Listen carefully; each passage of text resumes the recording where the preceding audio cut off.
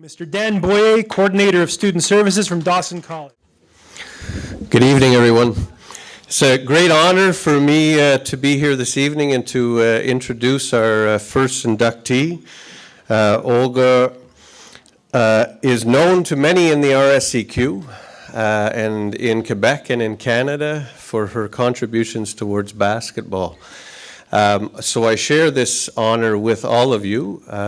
Olga and I met about 1.5 years ago. We were in the process of looking at recruiting men's players to our Division I basketball team, and I had a conversation with Amy Soulis, who happens to be here this evening, and she said, you should really have a conversation with Olga about that. Olga did a great job of recruiting when she was coaching at Dawson, and so we called Olga, and Olga came in and met with me and spent over 2 hours with me explaining to me a number of different things, which we shared with our coaching staff. And so this is the kind of thing that Olga did on a regular basis, her contributions to our college, but we share this also with the Champlain College, UQAM, Basketball Quebec, Basketball Canada. Olga has been many things to many people in the basketball world, and so we really do appreciate all that she has contributed, and this honor tonight is just a great honor for her and just an acknowledgement of the great work that she has done. I took the opportunity to speak to many people about her contributions. I spoke with John Davidson, who is going to be honored here tonight also, about the hiring of Olga at Dawson, and at the time, the sports world, Dawson was doing very well in basketball, and there was a lot of applicants who wanted the job of Division I basketball coach. And Olga applied for that job, and there was a number of applicants that came in. And the thing on the hiring committee that struck the people is her knowledge of basketball was exceptional. But the thing that struck people was her caring for athletes and how much she believed in student athletes and believed in the mission and what we were doing. And she was hired on as a coach, and of course had a great career at Dawson as our Division I basketball coach. In speaking to her players, they described her as a very, very hard coach. And there's many pictures of Olga, looking at 6'7" basketball players and with a kinked neck and reading them the riot act. And when you talk to those players, they talk. She commanded her practices. She commanded the game. She had a plan when she went into a game. And certainly the players who played for her knew that she was a very strict coach and expected a lot from her players. But she also gave back a lot to her players. And there was players who were struggling academically. She would find them the help. She would go and meet with their parents. She would meet with students who were struggling in terms of finances and go and see what she could do to help them out. And so she really genuinely cared for the students and the athletes. And when I was speaking to Wayne Yearwood, Wayne met Olga when he was in 6th grade. And he was growing up on the South Shore, and I guess the recruitment rules were different back then. And so he told me stories about how he used to go to Champlain and actually sit in on some of the practices that were going on there, and she would introduce him to players there and really promoted his career in basketball and helped him out along the way. He never played for Olga, but he was given a lot of great opportunities by Olga. When he was finished his career in with the Canada team, he was invited to come and be a member of the Board of Governors at for Basketball Canada, and Olga was sitting on that same Board of Directors. And he tells me a story about where he was sitting at one end of the table, and it was a great honor for him, but he realized as he started going to these meetings that some of those meetings were very long and some of them were very boring, unlike the workbook meetings at CCAA, which are very interesting all the time. But definitely he was sitting there and he started to doze off at one of the meetings.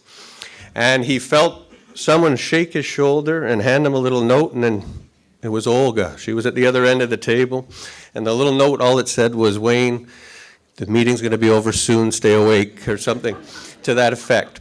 So she really has contributed greatly to basketball in Canada, Quebec, and I introduce to you our first inductee in the coaching field, Olga Hrycak. You know, I was listening to Dan describe someone, and I thought, gee, I'd like to meet that person. They told me I had like less than 5 minutes, but I said, 23 years at the CGIP level. I said I could make it on 1 page per year, so we might be here a while. Just kidding. It's just been great. It's been great to reconnect with a lot of the former players and administrators at the CGIP level. I had left to, if you hear a noise, it's just my knees knocking. And it's great to see people still involved. I went on to the university level, an opportunity that was just unbelievable. And I have to say, I do feel humbled, very humbled, to be among the many inductees that are here this evening. I'm so familiar with the hard work and dedication of people like John Davidson and Glenn Reuter, and the multi-talented Farouche Garenia. It's about time, maybe. V was a player. I used to watch the Dawson teams play, and V was one of the players at that time, and it's like now he's being inducted as an athlete, but he's so multi-talented. It is a great honor. And I have to say to the athletes that are here, kudos. Kudos to you, because I know how hard it is to put together both the studies and then your sport time that you had dedicated. It's hard. I have to say that in 1979, the late Andre LeBlanc of Champlain St. Lambert took a great risk in hiring a woman to coach his men's basketball team. I had been coaching at the high school level, and I have to signal out Eddie Pomacalla.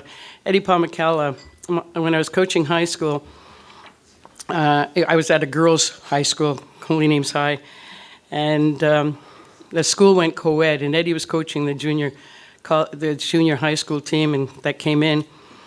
And he was a student at Dawson playing, and he said to me, he says, "Look, I really don't have time to do both, play and coach this team. Would you take him on?" I was telling the people at the table that my girls' team that year went 0-12. My guys' team went 54-7. What can I say? That's where I went. My years at St. Lambert were, and also at Dawson, were just like amazing years. Just so many memorable years of success and friendship and family. That was the hardest part, to leave St. Lambert. I left St. Lambert to go with, I had gotten the apprenticeship with the men's national team, and they practiced in Ottawa, and they had tournaments during the year, and I just couldn't work out the schedule, so I cried when I left St. Lambert. And then I was fortunate again, as John Davidson, Patty Chiara, Kathy Simons at Dawson took another risk in hiring me to continue the work at Dawson. And the